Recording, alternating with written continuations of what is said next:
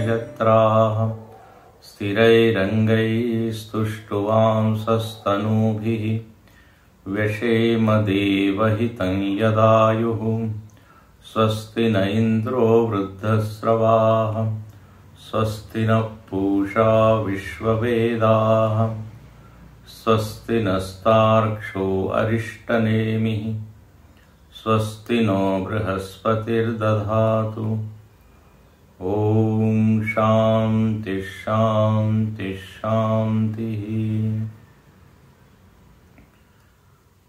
एषोऽणुरात्मा चेतसा वेदितव्यो यस्मिन् प्राणः पञ्चधा संविवेश।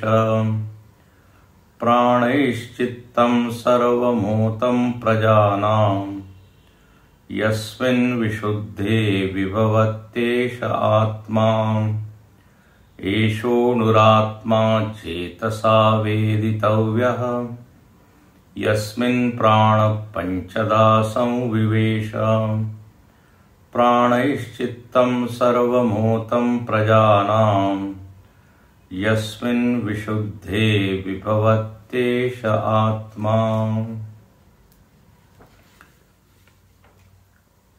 पिछले मंत्र में श्रुति ने आत्मज्ञान हेतु मन की जो शुद्धि है उसके ऊपर प्रकाश डाला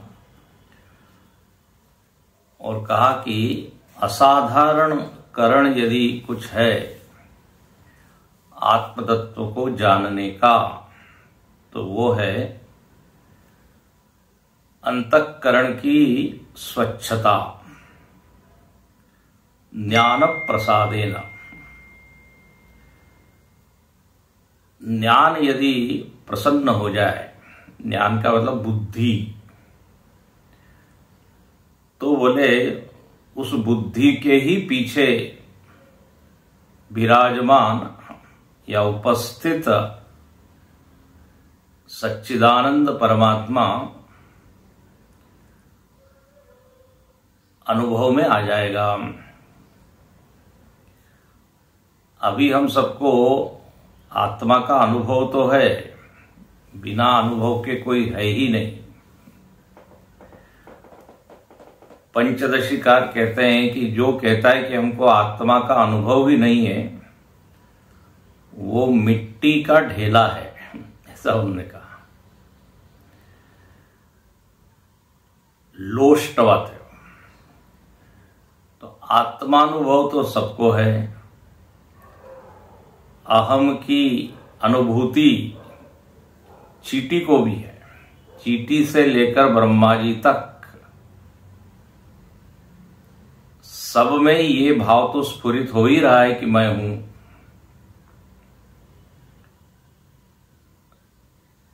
तो ज्ञानी और अज्ञानी में फिर फर्क क्या रहा? तो बोले अज्ञानी केवल अहम अस्मि इस भाव में जीता है। अहम देहोस्मि, जीवोस्मि, मनुष्योस्मि, पुरुषोस्मि। लेकिन ज्ञानी सच्चिदानंदोस्मि, अक्षरोस्मि। और इस अंतर में कारण क्या है, हेतु क्या है? तो बोले बस एक का चित्त अप्रसन्न है, अशुद्ध है, अस्वच्छ है। जिस वातावरण में उस सच्चिदानंद का अनुभव होता है वो वातावरण अंतःकरण का नहीं है, वो माहौल नहीं है। वो चित्त का जो लेवल चाहिए, स्तर,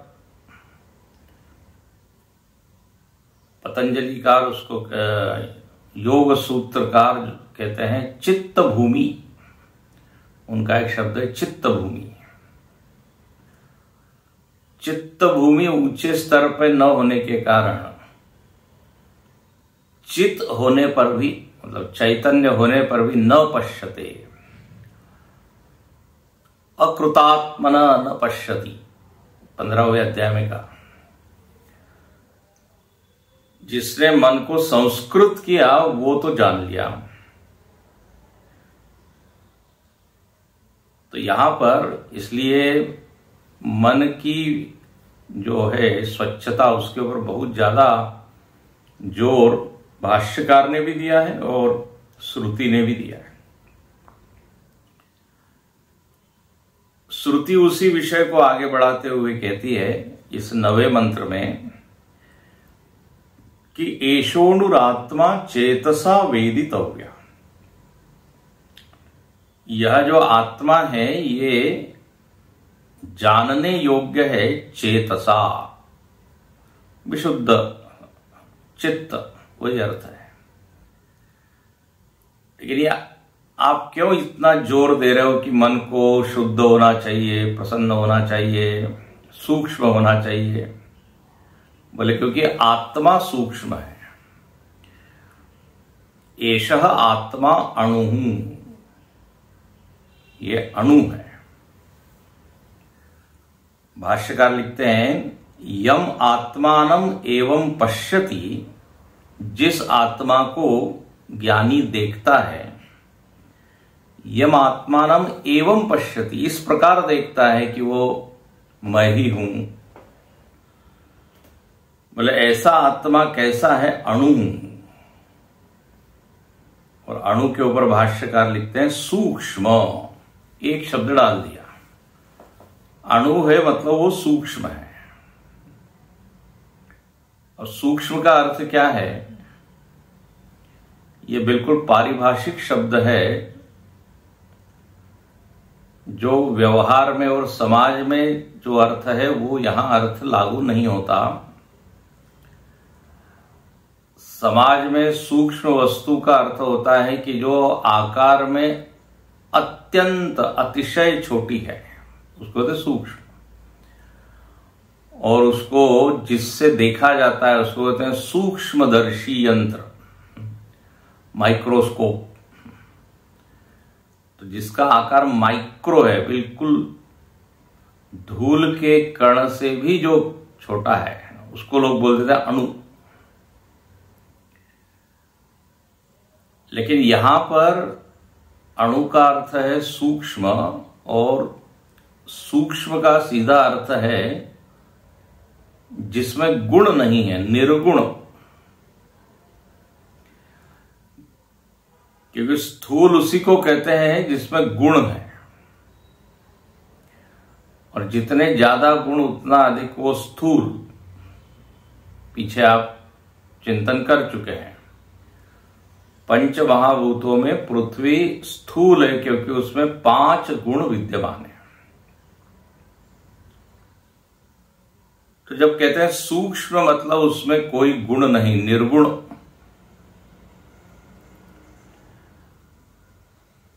अब देखिए, जब किसी वस्तु की पहचान होती है तो वो गुणों के द्वारा ही होती है। गुण से ही वस्तु का परिचय, पहचान होती है।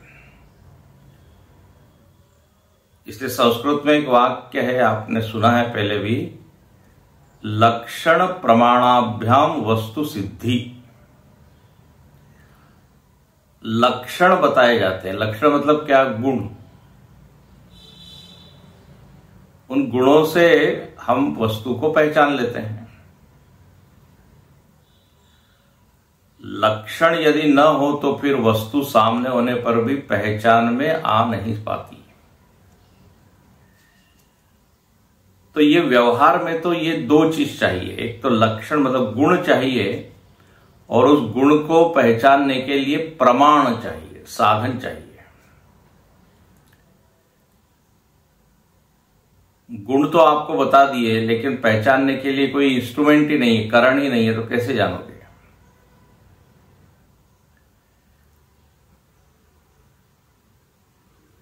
लक्षण, जैसे अग्नि का लक्षण उष्णता। अच्छा, लक्षण का लक्षण यह है, लक्षण का लक्षण यह है कि वो उस लक्ष्य में ही रहे, उस वस्तु में ही रहे, अन्य वस्तु में वो लक्षण न घटे, तभी वो कहलाया जाएगा लक्षण। हमने ये कह दिया कि जिसको आप अग्नि कहते हैं वो है उष्ण। अब आप कल्पना कीजिए यदि उष्णता पानी में भी आपको दिखाई दे तो आप पानी को भी अग्नि बोल देंगे। तो पानी अग्नि है कि जो दूसरा तत्व है वो अग्नि है। तो वो लक्षण केवल उसी वस्तु में घटना चाहिए तभी पहचान होगी। जैसे उदाहरण दिया जाता है कि गाय की पहचान करनी है,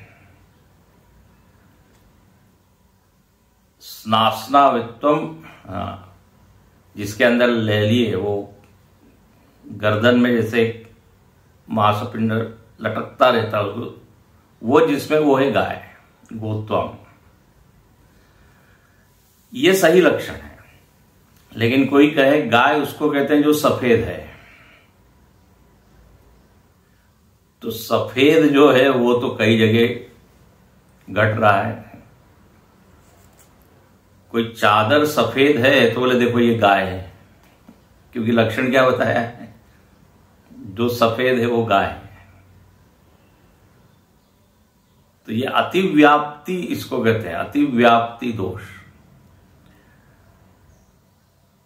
तो किसी भी वस्तु की पहचान गुण से होती है और वो गुण उसी वस्तु में होना चाहिए, नहीं तो गलत पहचान हो जाएगी। ऐसा लक्षण हो जो उसी में घटे। बोले आप स्टेशन पे जाइए और हमारे चाचा जी को लेके आइए। लक्षण क्या बताया, बोले जो चश्मा पहनते हैं वो है चाचा जी। अब डिब्बे में से 10 आदमी निकल रहे हैं चश्मे वाले, अब कौन चाचा जी होंगे? कोई एक स्पेसिफिक, एक विशेष लक्षण जो उसी में हो वो आपको बताना पड़ेगा। तो यहां विचार ये हो रहा है कि गुणों के बिना पहचान नहीं होती। अब अद्भुत बात यह है कि आत्मा में कोई गुण नहीं है, तो पहचान कैसे हो? आत्मा निधर्मक है, निर्गुण है। देखिए एक और थोड़ी बात बताएं, जहां वस्तु परिच्छेद होता है ना वहां लक्षण होता है। मतलब एक वस्तु दूसरे वस्तु से अलग है तब तो आप लक्षण बता सकते हैं। एक है चीनी, एक है नमक। अब इन दोनों में आपस में क्या है, वस्तु परिच्छेद है। मतलब चीनी में नमक नहीं है, नमक में चीनी नहीं है, दो अलग अलग है। और इसीलिए उनके लक्षण अलग अलग हैं। ध्यान से सुनना, थोड़ा सा ये महीन पॉइंट बोल रहा हूं। जहां वस्तु परिच्छेद है वहां फिर लक्षण भेद है, और उन लक्षणों के अंतर से हम वस्तु को पहचान सकते हैं। वस्तु परिच्छेद का अर्थ होता है एक वस्तु एक में ही हो, दूसरे में न हो।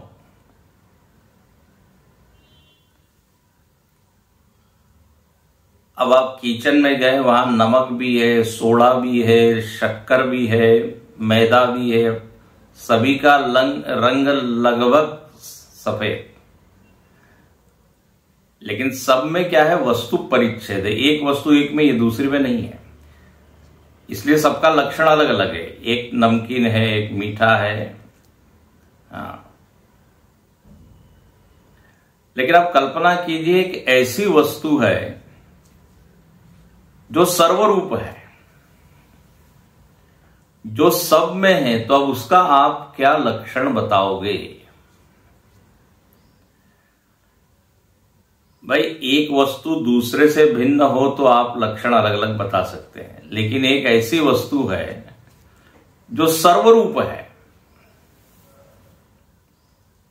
जो सब में है, तो अब आप कैसे भेद करोगे?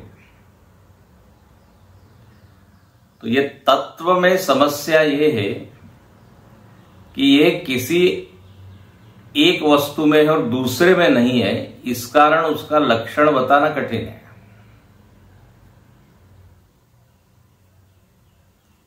क्योंकि वस्तु परिच्छेद नहीं है, वो सर्वगत है, सब वस्तु में है। तो किससे आप अलग करके उसका लक्षण बताओगे? थोड़ी गंभीर बात, गंभीर चिंतन है ये। तो निर्गुण शब्द का बड़ा गंभीर अर्थ है कि उसके आप लक्षण बता ही नहीं सकते। जहां आपने लक्षण बताया वो अन्य चीज से कट जाएगा, अलग हो जाएगा। जैसे ही आपने बताया कि ये अग्नि है, तो वो पानी से अलग हो गया, पृथ्वी से अलग हो गया। जैसे ही कहा ये शक्कर है, तो नमक और मसाला और अन्य चीज से वो वस्तु अलग हो गई। लेकिन ये चैतन्य तत्व ऐसा है जो कि सर्वरूप होने के कारण उसका कोई एक गुण विशेष बताया नहीं जा सकता। इसलिए जब कहा है अणु, अणु का मतलब है सूक्ष्म, सूक्ष्म का अर्थ हुआ निर्गुण, और निर्गुण का अर्थ है लक्षणातीत। लक्षण से उसकी पहचान हो ही नहीं सकती, क्योंकि जहां आपने लक्षण बताया दूसरे से काट दिया उसको।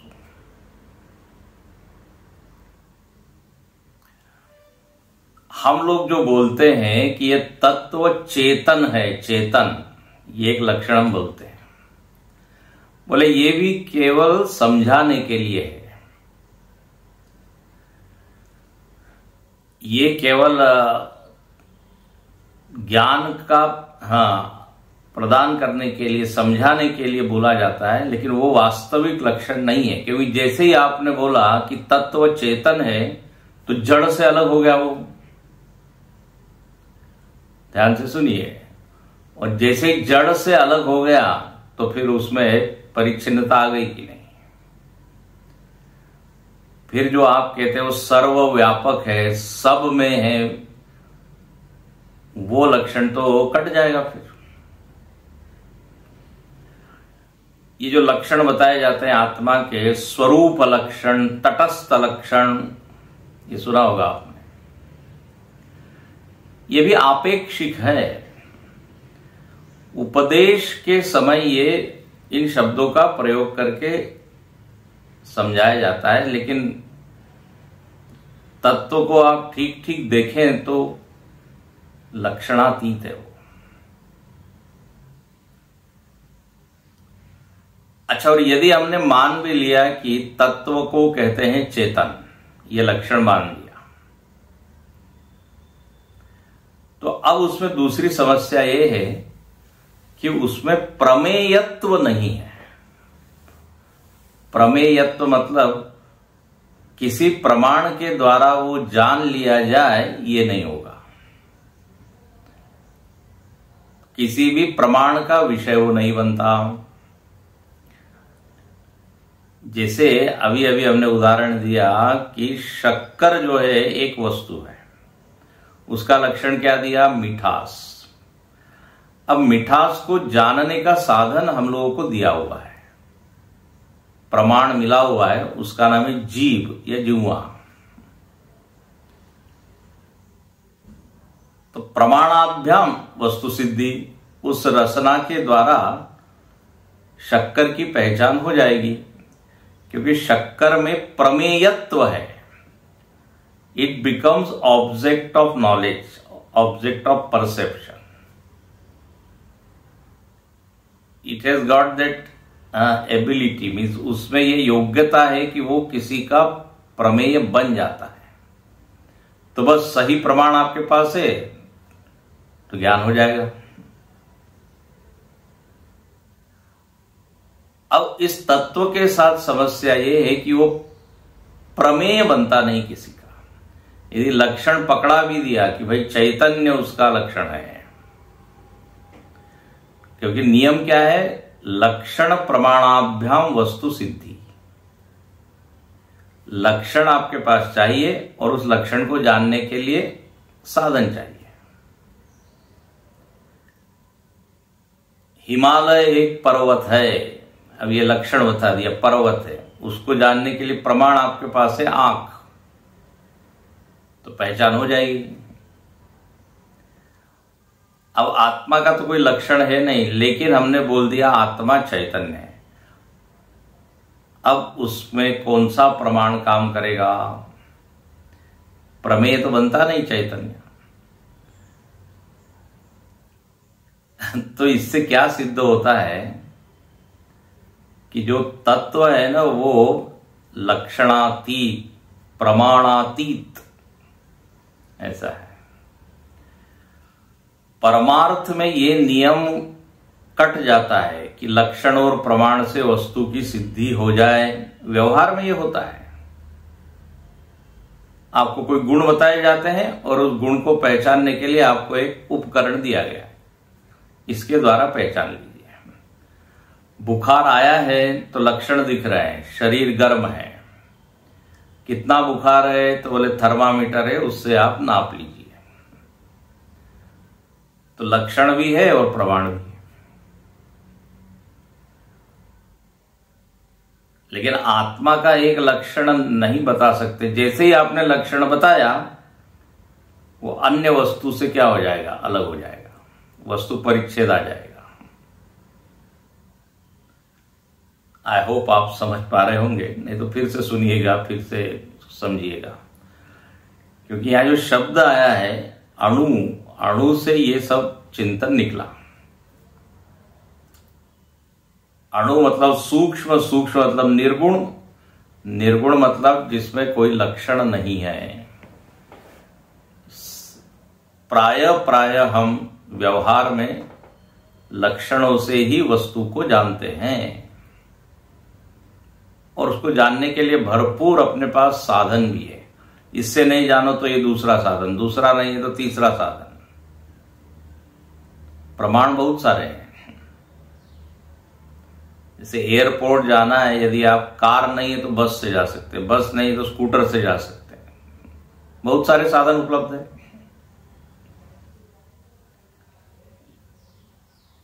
तो यहां तो प्रमाण काम नहीं करता, क्योंकि प्रमेयत्व ही नहीं है उसको, वो अपने आप को जाहिर करे इस तरह की उसमें बात ही नहीं है। तो किससे आप जानेंगे?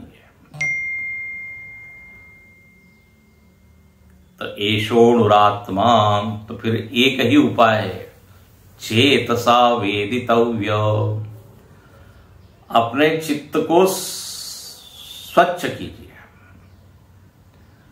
तो स्वच्छ चित्त में वह पहले से ही प्राप्त जो चैतन्य है, अब देखो हम बोल रहे हैं चैतन्य है, पहले से ही प्राप्त जो तत्व है वो प्रकाशित हो जाएगा। इसका मतलब ये नहीं कि वो बुद्धि का विषय बना, ये नहीं जानना। वेदितव्य शब्द से ये नहीं जानना कि उसमें प्रमेयत्व आ गया। वेदितव्य का मतलब है आप चित्त को शुद्ध कीजिए, ये आपके हाथ में है, और ये यदि हो जाए तो ज्ञान हो जाएगा। इसलिए लिखते हैं चेतसा के आगे भाष्यकार एकदम लिखते हैं विशुद्ध ज्ञानेन केवलेन, देखो एक शब्द डाल दिया, केवलेन विशुद्ध ज्ञानेन। पीछे का लेते हुए, पीछे के मंत्र से अनुग्रहित होकर उन्होंने ये शब्द डाला। क्योंकि पीछे क्या आया है? ज्ञान प्रसादेन विशुद्ध सत्व। तो चेतसा, कौन से साधन से ये जाना जाएगा? तो बोले बस आप भीतर वातावरण तैयार कर दीजिए, ज्ञान हो जाएगा। ऐसे शुद्ध चित्त से आप सुनिए, श्रवणम।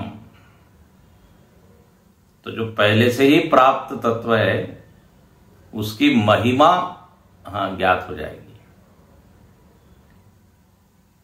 उसका अनुभव तो सबको है, लेकिन महिमा का अनुभव नहीं है। तो बोले वो ये केवलेन विशुद्ध ज्ञानेन वेदितव्य, जानना चाहिए। इसका सीधा अर्थ है कि स्थायी शांति या स्थायी मुक्ति यदि चाहिए तो यही उपाय है। जानने योग्य यही है। बोले बहुत सारे उपाय तो बताए जाते हैं, धर्म है, कर्म है। अब धर्म जो है निश्चित ही सुख का साधन है, नो डाउट। चाणक्य ने भी बताया सुखस्य मूलम धर्म। लेकिन अब धर्म के साथ कठिनाई ये है कि 365 दिन धर्म को निभाना ये बहुत ही कठिन बात है। बहुत कठिन है डगरपन घट की, कहते हैं ना। एक भी क्षण अपने जीवन में अधर्म न हो, बड़े बड़े लोग भी ये नहीं कर पाए। तो धर्म परम सुख दे, इसमें जरा शंका है, क्योंकि आप ऐसा साधन बता रहे हो कि जो लगभग असंभव सा है। अब कोई ऐसी दवाई बता रहे हैं जो मार्केट में उपलब्ध ही नहीं है, तो फिर तो अच्छा, फिर जितने भी ये साधन है ये अंततः है अनित्य। जितनी देर आप धार्मिक हो उतना देर सुख है। धर्म वृत्ति गई तो सुख भी गया। तो ऐसे बहुत सारे उपाय, धर्म है, धन है, पद है। तो यहां पर लिखते हैं कि भाई जानना है तो ज्ञानेन एव, ज्ञान ही उपाय है। इसके ऊपर बहुत जोर दिया है। अविचार कृतो बंध विचारेण निवर्तते, विचार एव साधन। अज्ञानेनावृतं ज्ञानम तेन मुह्यन्ति जन्तवः। अज्ञान के कारण ही सारी समस्या है। अज्ञान का ऐसा पर्दा पड़ा हुआ है जिसके कारण व्यक्ति मोहित है, भ्रमित है, भटक रहा है। उसको लगता है इसके कारण भटक रहा हूं, उसके कारण भटक रहा हूं। वो कस्तूरी जो है मृग में रहती है और वो खोजती है इधर उधर। उसको लगता है कि उपाय कहीं बाहर है। तो यहां लिखा चेतसा वेदितव्य। अच्छा, वो इसको कहां जाने हम? को असो, कहां है ये? एषः आत्मा, जो निर्गुण आत्मा है, सूक्ष्म आत्मा है, लक्षण प्रमाण से परे है, उसको कहां जाने? को असो, तो बोले यस्मिन शरीरे। श्रुति ने क्या कहा? यस्मिन। यस्मिन का अर्थ क्या? शरीरे, शरीर में ही है वो। चलो ये बहुत अच्छी बात है, कहीं और जाना नहीं है, घर में ही है। कई बार वस्तु घर में ही होती है, मिलती नहीं है, क्योंकि इतनी वस्तुएं पड़ी हुई है कि कहां वो खो गई है मालूम नहीं। लोग बोलते हैं बस यही है, यही इसी रखा हुआ है, जरा थोड़ा इधर सामान को हिलाओ, निकालो, निकलेगी, अलमारी में से ही निकलेगी। तो ऐसे ही यहां लिखते हैं शरीरे एव। अच्छा, शरीरे प्राण, शरीर में प्राण है। अच्छा, प्राण मतलब क्या? तो भाष्यकार स्पष्ट करते हैं वायु पंचधा प्राणापानादि भेदेन। बस बोले प्राण मतलब अपना रोज का पहचाना हुआ प्राण अपान वाला, जो श्वास लेते हैं, जिसके कारण भोजन पचता है। बोले बस वही श्वास हम ले रहे हैं, जो बोले हम प्राणायाम करते हैं, उसी प्राण की बात कर रहे हैं। तो बोले यही इसी प्राण के भीतर वो बैठा हुआ है। पंच प्राण जिसके कारण काम कर रहे हैं। प्राण अपानादि भेदेन संविवेश सम्यक प्रविष्ट। संविवेश का अर्थ क्या? सम्यक प्रविष्ट। इस प्राण में ही वो प्रविष्ट है, प्राण में ही वो व्याप्त है। तस्मिन्नेव शरीरे हृदये, शरीर में प्राण है, शरीर में हृदय है, और इसी हृदय में बुद्धि है। हृदय को ही बुद्धि कह देते हैं। जहां ये बुद्धि प्रवृत्ति है, बुद्धि की क्रिया हो रही है, बस बस बोले वही है। जिस देश में बुद्धि है उसी देश में आत्मा है। हृदय देश और आत्मदेश, इसकी ओर चर्चा पीछे हो चुकी है। दोनों एक ही है, एक ही स्थान पे दोनों उपलब्ध है, वृत्ति और आत्म चैतन्य। बल्कि वृत्ति का उदय स्थान ही आत्म तत्व है, लय स्थान ही आत्म तत्व है। वृत्ति तो चैतन्य से अनुग्रहित है, तभी जाकर उसका जन्म, उसकी स्थिति हो रही है। तो शरीर मतलब हाथ पैर में कहीं बैठा हुआ है ऐसा नहीं है, उपलब्धि स्थान उसकी बुद्धि है, हृदय। हृदये चेतसा ज्ञेयः इत्यर्थः। बस तो एड्रेस बता दिया, पता बता दिया, दो चीज बता दी। एक तो साधन बता दिया चेतसा, विशुद्ध ज्ञानेन, और दूसरा कहा जानने योग्य है, जानना ही चाहिए। इसमें आप क्या कहते हैं, ढिलाई मत बरतिए। अन्यावाचो विमुंचता, अन्य चीज टाल सकते हैं तो टालिए, लेकिन इसको मत टालिए, ये श्रुति का आग्रह है। श्रोतव्य, निदिध्यासितव्य, सब में तव्य तव्य प्रत्यय आता है। ध्यातव्य तो करना चाहिए, देखना चाहिए। कहां देखना चाहिए ये बता दिया। अब एक और पूछते हैं, कीदृशेन।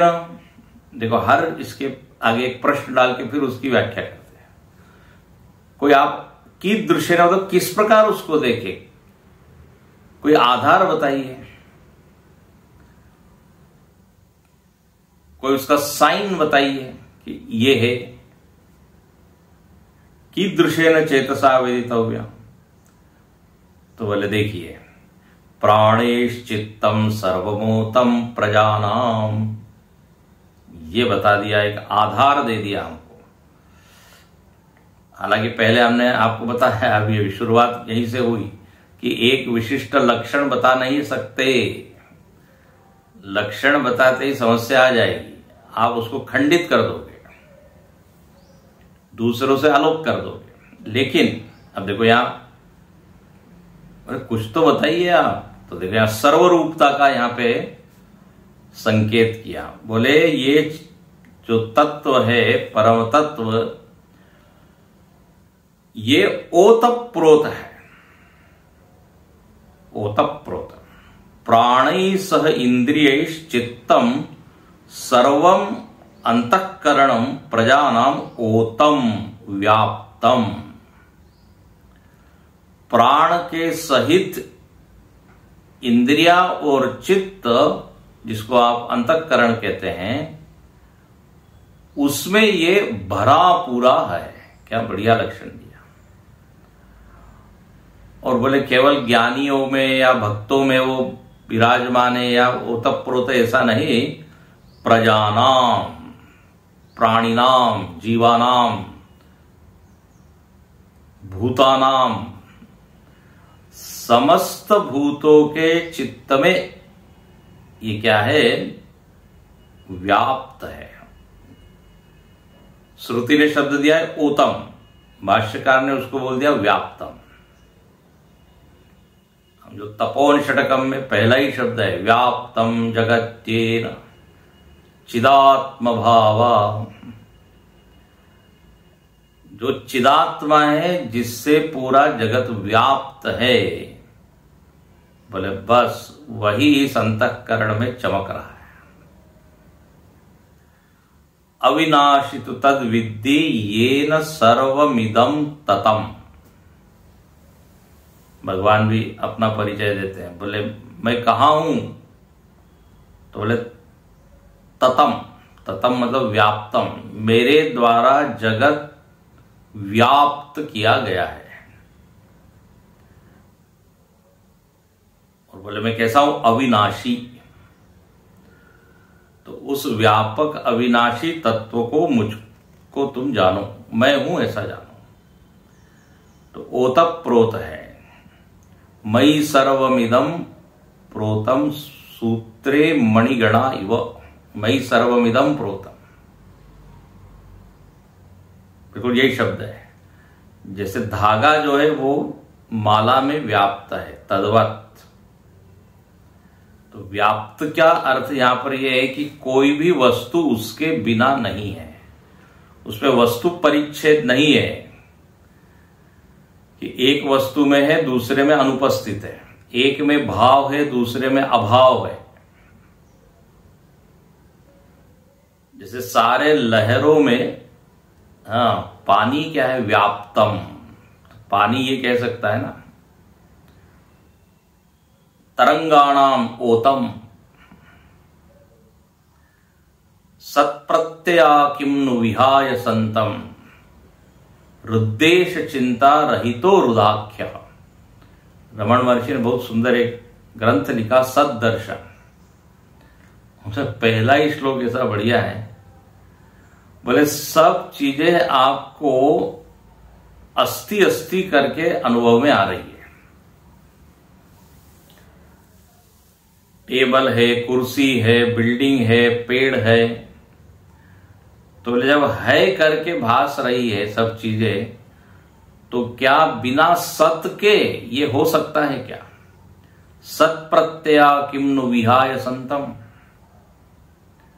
ये जो प्रत्यय बन रहा है, सत प्रत्यय कि ये वस्तु है, प्रत्यय मतलब वृत्ति, विचार। ये है का विचार बन रहा है, इसका मतलब कोई है जिसके कारण वो वस्तु है। उदाहरण वो देते हैं, जैसे सुवर्ण के जितने आभूषण हैं, क्या सुवर्ण के बिना आप उस आभूषण की कल्पना कर सकते हो? तो आभूषण स्थानीय नाम रूप हो गए, सुवर्ण स्थानीय सत। और निश्चित ही सुवर्ण ज्यादा व्यापक है, तो यहां पर भी सत ओतप्रोत है। अच्छा, स्वयं भाष्यकार यहां उदाहरण देते हैं, बोले आप भले ही कह रहे हो कि क्या है ओतप्रोत है, हमको तो नहीं दिखता। आप भले गुणगान कीजिए इस तत्व का, व्यापक है, अनंत है, कण कण में है ना, लोग बोलते हैं, तो दिखता तो नहीं है। तो बोले हाँ, उदाहरण ले लीजिए, दो उदाहरण दिए। बोले ये ऐसा ही है जैसे ये न क्षीरमिव स्नेहेन, दूध है, दूध में घी है, दिखता तो है नहीं। जैसे घी व्याप्त है उस दूध में। और दूसरा उदाहरण, काष्ठमिव अग्निना, जैसे अग्नि के द्वारा काष्ठ व्याप्त है, लकड़ी। तो लकड़ी में अग्नि है, वो प्रकट हो जाती है, घर्षण इत्यादि होता है, प्रकट हो जाती है। ऐसे ही ओतप्रोत है अग्नि उसमें, लेकिन यदि साधन नहीं हो आपके पास उसको प्रकट करने का, तो कभी लगता ही नहीं कि उसमें अग्नि है। दूध में घी है, मालूम ही नहीं पड़ेगा। साधन यदि है तो व्यक्त हो जाएगा, वो अभिव्यक्त हो जाएगा। तो अभिव्यंजक अपने पास क्या है? बोले विशुद्ध सत्व, अंतःकरण शुद्ध। इसलिए आगे लिखते हैं तुरंत, सर्वम ही प्रजानाम अंतःकरणम चेतनावत प्रसिद्धम लोके। सारे प्रजाओं के अंतःकरण चेतनवान है। ध्यान सुनना, ऐसा कोई अंतःकरण नहीं जो चेतन वाला नहीं है। सब घट मेरा साईया सूनी से जन कोय।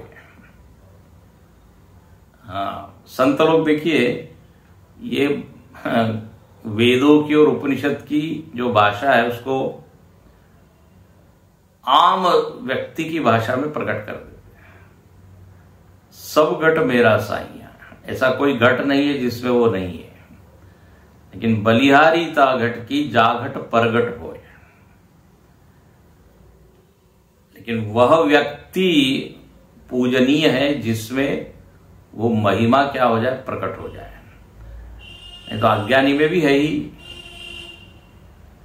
तो यहां लिखते हैं इस तरह जब ओतप्रोत जब कहा है तो आप उसको लिमिट मत कीजिए। लिमिटेड है वो, ऐसा नहीं है, सीमित है ऐसा नहीं है। बोले फिर है तो हमको क्यों नहीं अनुभव में आ रहा है? तो बोले फिर अंतिम टुकड़ा देखिए, यस्मिन विशुद्धे विभवत तेष आत्मा। फिर से वही विषय है, यस्मिन विशुद्धे। आप देखिए पिछले 3 मंत्रों से इसके ऊपर चर्चा है, अंतःकरण की शुद्धि। यस्मिन विशुद्धे, जिसके शुद्ध होने पर, यस्मिन विशुद्धे सती, एक सती सप्तमी आती है व्याकरण में, जिसके शुद्ध होने पर, मतलब चित्त के शुद्ध होने पर, विभवती एष आत्मा, ये आत्मा विभाव्यमान प्रकाशित हो जाएगा। आप कह सकते हैं आत्म साक्षात्कार हो गया, आत्मज्ञान हो गया। स्फुरतिरुत स्वयं परम पूर्ण सत। परम पूर्ण सत का क्या हो गया, प्रकटीकरण। कब? यस्मिन विशुद्धे। मतलब सारा जोर किस पर हमको लगाना है? मतलब मन को संभाल लीजिए, बस मन को संभाल लिया तो सब समझ जाएगा। आत्मा की प्राप्ति में देरी नहीं है, मन की शुद्धि में ही देरी है। छोटी छोटी बात से मन में मलिनता आती ही रहती है। इसलिए देखो भाष्यकार लिखते हैं यस्मिन चित्ते क्लेशादि मल वियुक्ते। देखो लिख दिया, क्लेशादि मल से यदि हम अपने आप को छुड़ा पाए, वियुक्त, अभियुक्त है, मलयुक्त है, मल यदि निकल जाए तो विभवती।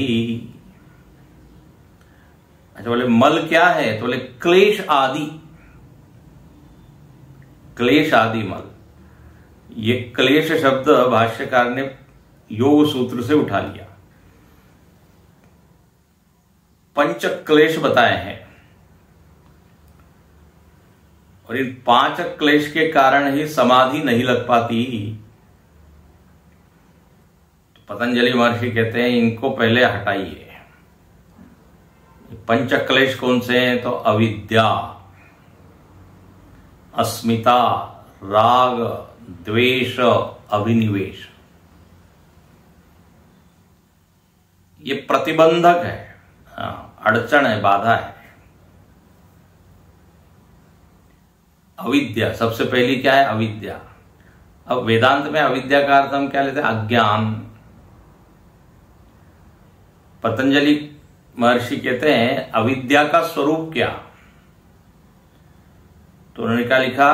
अनित्य अशुचि दुख अनात्मस्तु नित्य शुचि सुख आत्मा।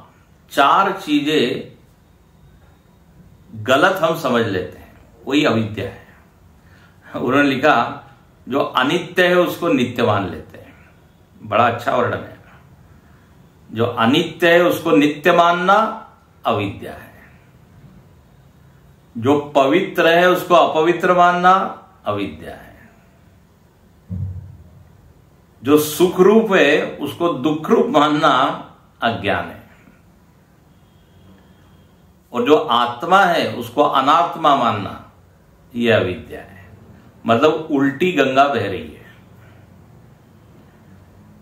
नित्य शुचि सुख आत्मा, यह है तत्व। तत्व का यह स्वरूप है।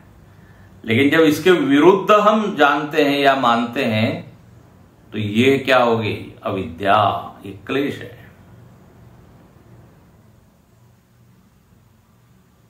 भ्रम या विपरीत ज्ञान इसको ही कहते हैं। वेदांत में मोह बोल देते हैं, अविवेक बोल देते हैं। और दूसरा क्लेश बताया अस्मिता, ये पूरा कर देते हैं। पंच क्लेश अस्मिता, अस्मिता मतलब सामान्य अर्थ क्या है, मैं बड़ा हूं, मैं कुछ हूं। उन्होंने अस्मिता क्लेश की परिभाषा दी, दृग्दर्शन यो, दृग्दर्शन शक्यो हो एकात्मता इव अस्मिता। मतलब ये दृक् और दर्शन, इसको एक कर देना। वेदांत में कैसे बोलते हैं, जो दृश्य है उसको दृष्टा मान लेना, जो दृष्टा है उसको दृश्य मान लेना, यह अस्मिता क्लेश है। मतलब शरीर को मैं मान लेना, चलो सरल भाषा में, शरीर ही अस्मि, शरीरोस्मि, देहोस्मि, यह अस्मिता क्लेश है। या मैं बहुत बड़ा हूं, बड़ा तो परमात्मा है, लेकिन मैंने अपने आप को मान लिया, ये अस्मिता है। मतलब जैसा मानना है वैसा न मान के अन्य मान लेना। तो अविद्या, अस्मिता, राग, सुखानुशयी राग, सुख के पीछे चलने वाली जो वृत्ति है वो है राग। जहां जहां सुख मिलता है वहां वहां जो आसक्ति हो जाती है उसी को राग कहते हैं। ये क्लेश है। दुखानुशयी द्वेष, दुख के पीछे चलने वाली, दुख के बाद जो वृत्ति अपने भीतर आती है वो है द्वेष। किसी ने आपको दुख दिया तो उसके प्रति जो एक नकारात्मक वृत्ति आ गई, वो क्या है, द्वेष। उल्टा करके देखिए, सुखानुशयी द्वेष और दुखानुशयी राग होगा नहीं। राग द्वेष, इसलिए गीता में आता है राग द्वेष वियुक्त स्तु विषयान इंद्रियश्चरन्, कल बताया था। इंद्रियस्य इंद्रियस्यार्थे राग द्वेषौ व्यवस्थितौ तयोर्न वशमागच्छेत् तौ यस्य परिपन्थिनौ। बोले राग द्वेष इंद्रियों में बैठे हुए हैं, इनके वश में मत आओ, ये चुरा ले जाएंगे, आत्म शांति को चुरा ले जाएंगे, मनस शांति को। ये क्लेश है। क्लेश मतलब क्या, जो दुख दे। तो अविद्या, अस्मिता, राग, द्वेष और अंतिम क्लेश है अभिनिवेश। अभिनिवेश का अर्थ होता है स्वरसवाही विदुषो अपि आरूढ़ अभिनिवेश। सरल अर्थ कर देते हैं, ज्यादा कठिन नहीं। मरने का जो भय है ना, उसको कहते हैं अभिवेश, अभिनिवेश। और वहां लिखते हैं वो स्वरसवाही। स्वरसवाही मतलब स्वाभाविक रूप से ये वृत्ति प्रवाहित हो रही है सब में कि मैं मरूंगा। अच्छा, वहां उन्होंने शब्द डाला है विदुषः अपि। विद्वान पढ़े लिखे लोगों में भी मरण का भय बना रहता है। विदुषोपि तथारूढ़ अभिनिवेश, भय वृत्ति। तो ये पंच क्लेश के कारण चित्त जो है वो त्रस्त है। तो क्लेशादि, इसलिए हम लोग वो हनुमान चालीसा में भी प्रार्थना करते हैं ना, हरौ कलेश विकार श्री गुरु चरण सरोज रज निज मन मुकुर सुधार। उसके अंदर अंतिम लाइन क्या है, हरौ कलेश विकार। पंजाबी में क्लेश कलेश हो जाता है, वहां जुड़े हुए शब्द को तोड़ देते हैं और जो अलग अलग शब्द है उसको जोड़ देते हैं। क्लेश को कलेश और कलश को कई बार क्लश, क्लेश, क्लश लेके आइए। तो क्लेश के कारण कहते हैं न विभवती, अखंडानंद जी महाराज अच्छा कहते हैं, क्लेश मतलब क्या? कम लेश। कम मतलब होता है सुखम, जो सुख को कम कर दे वो है क्लेश। कम लेश। लेश मतलब क्या होता है? थोड़ा सा। जो आपके सुख को घटा दे वो है क्लेश। उन्होंने ऐसी व्याख्या की है, कम लेश। तो ये क्लेश के कारण आत्मदेव का दर्शन नहीं हो पा रहा है। तो बोले यस्मिन विशुद्धे विभवती, शुद्धे विभवती एषा उक्त आत्मा विशेषेण स्वेन आत्मना भवती।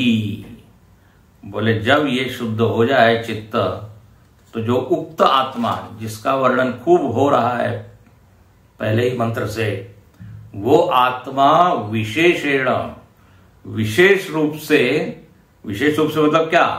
आत्म रूप से अनुभव में आ जाता है। स्वेन आत्मना भवति, आत्मानं प्रकाशयति इत्यर्थ। वह आत्म रूप से अनुभव में आता है, उसकी अभिव्यक्ति हो जाती है। अभिव्यंजक कौन है? शुद्ध चित्त। तो इस तरह यहां पर फिर से अंतःकरण की क्वालिटी सुधारने के लिए यहां श्रुति कहती है, और कहते हैं वो अनंत है, व्याप्त है। अब जो सद्दूर व्याप्त है तो इसी चित्त में भी व्याप्त है। जहां प्राण है वहीं वो है, और इसको जानना ही चाहिए इस तरह यहाँ का।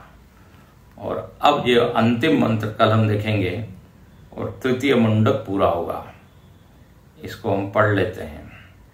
यम यम लोकम मनसा संविभाति विशुद्ध सत्व कामयते यांश्च कामान तम तम लोकम जयते तांश्च कामान तस्मादात्मज्ञं यर्चयेत् भूति कामः इति तृतीय मुंडके प्रथम खंडः। ओम पूर्णमदः पूर्णमिदं पूर्णात् पूर्णमुदच्यते पूर्णस्य पूर्णमादाय